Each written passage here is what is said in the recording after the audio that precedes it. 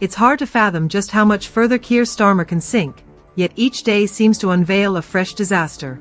The wheels are coming off faster than anyone could have anticipated, and it's not merely the opposition or the media turning the screws. His own party is beginning to turn against him.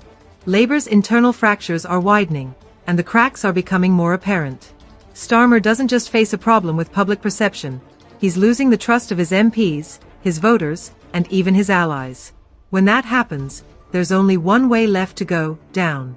The truth is, Starmer has utterly failed to connect with the working-class voters that Labour was built to represent. His polished, loyal image seems to resonate more with corporate boardrooms than with the millions of people grappling with rising costs, stagnant wages, and declining public services. Instead of stepping up with bold solutions, Starmer comes off as cautious, calculated, and completely out of touch. He's more focused on managing optics than genuinely addressing the real issues facing everyday Brits.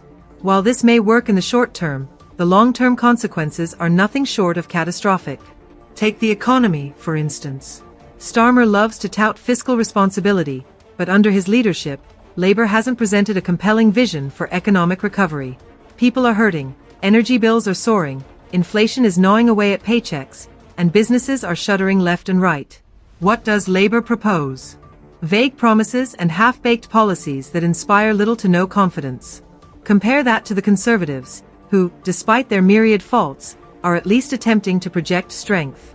Now, with Reform UK gaining traction, a populist alternative is emerging that threatens to siphon disillusioned voters away from both major parties.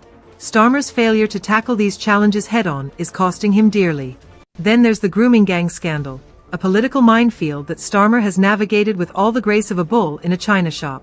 His refusal to support a national inquiry has alienated victims and their families while giving critics all the ammunition they need. The perception is clear: Starmer is more concerned with political correctness than with delivering justice. Whether that's a fair assessment is irrelevant. It's the narrative that's sticking, and it's doing immense damage to Labour's credibility. Elon Musk's jab at Starmer, calling him squirmy, might seem like a sideshow, but it highlights a growing sentiment. Starmer is perceived as weak, indecisive, and unwilling to confront uncomfortable truths. When high-profile figures like Musk and Trump weigh in, it's no longer just a domestic issue, it becomes an international embarrassment. Starmer's leadership style is under intense scrutiny. He talks a big game about unity, but his actions tell a different story. The exodus of councillors from places like Brockwell is not random. It's a sign of a deeper malaise within the party. Critics accuse him of abandoning Labour's core principles in pursuit of middle-class metropolitan voters, effectively alienating the very base Labour needs to win elections. Starmer's attempts to rebrand Labour as a party of competence are backfiring spectacularly. The £80,000 spent on redecorating the media room at Downing Street is a perfect example of how disconnected his priorities seem. While pensioners struggle to heat their homes, Starmer is splurging taxpayer money on paint and furniture. It's a small detail in the grand scheme, but it speaks volumes about his leadership. People notice these things, and they don't forget. The donations controversy is another nail in the coffin. Starmer's acceptance of expensive gifts from millionaire donors undermines his claim to be a man of the people. It raises serious questions about who he's really working for. Labour is supposed to be the party of the working class, but under Starmer, it's starting to resemble a club for the wealthy elite. This kind of hypocrisy is exactly what voters detest, and it's coming back to haunt him. It's not just the scandals that are dragging him down. Starmer's lack of charisma is a major liability.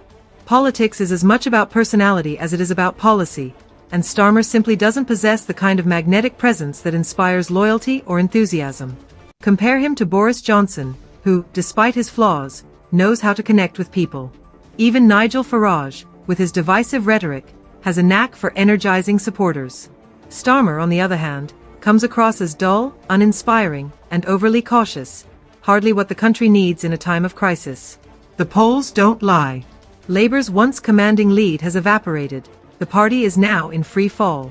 Reform UK is gaining momentum, the Conservatives are holding steady, and even Starmer's own supporters are jumping ship. The numbers are devastating. 38% of Labour voters don't like him, and 69% of the public believes the country is heading in the wrong direction. These aren't just bad stats, they're a death sentence for any political leader. So, what happens next? Starmer's days as leader